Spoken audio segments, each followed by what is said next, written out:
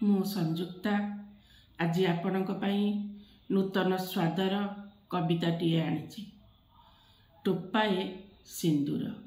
କବିତାର ନାଁଟି ଟୋପାଏ ସିନ୍ଦୁର। ମୁଁ ଚାହେଁ ସୀମନ୍ତରେ ଲାଗିଥାଉ ଟୋପାଏ ସିନ୍ଦୁର। ମୁଁ ଚାହେଁ ସୀମନ୍ତରେ ଲାଗିଥାଉ ଟୋପାଏ ସିନ୍ଦୁର। ମିଳୁ ପଛେ ଶାଶୁଙ୍କ ଗଞ୍ଜଣା, ସ୍ୱାମୀଙ୍କ ନାଲି ଆଖି ତଳେ ନିଷ୍ପେଷିତ ହେଉ ମୋ ଶରୀର।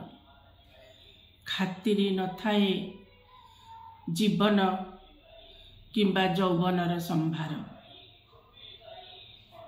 ସିନ୍ଦୁରକୁ ସମ୍ଭାଳୁ ସମ୍ଭାଳୁ କଟିଯାଏ ଦିନ। ଯଜ୍ଞବେଦୀ ପରେ ଯେଉଁଦିନ ପିନ୍ଧିଲି ସିନ୍ଦୁର, ସେଦିନଠୁ ପୋଡ଼ି ଦେଇଥିଲି ମୋ ପିଲାଦିନ। ଭାଙ୍ଗି ଦେଇଥିଲି କିଶୋର ବୟସରେ ଗଢ଼ିଥିବା ସପନ ରାଇଜ। ସେଥିପାଇଁ ଜଳିବାଟା ହୋଇଲା ସହଜ। ସେଥିପାଇଁ ଜଳିବାଟା ହୋଇଲା ସହଜ। ଜଳୁ ଜଳୁ ଜାଣିପାରିଲିନି, ଜଳୁ ଜଳୁ ଜାଣିପାରିଲିନି ଜୁଇଟା ସଜଡ଼ା ହେଲାଣି। ଦେହ ଏବଂ ମନର ଭୋକ ମରିଗଲେଣି ରୋଗର ତାଡ଼ନାରେ।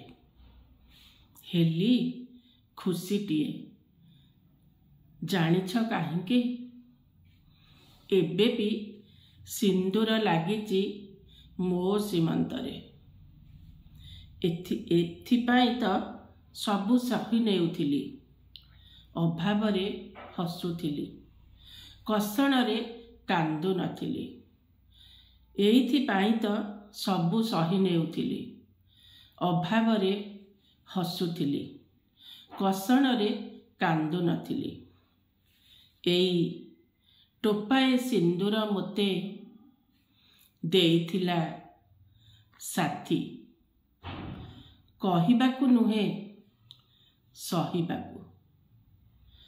ହୋଇଥିଲା ଜୀବନ ସାରଥୀ, ହୋଇଥିଲା ଜୀବନ ସାରଥୀ।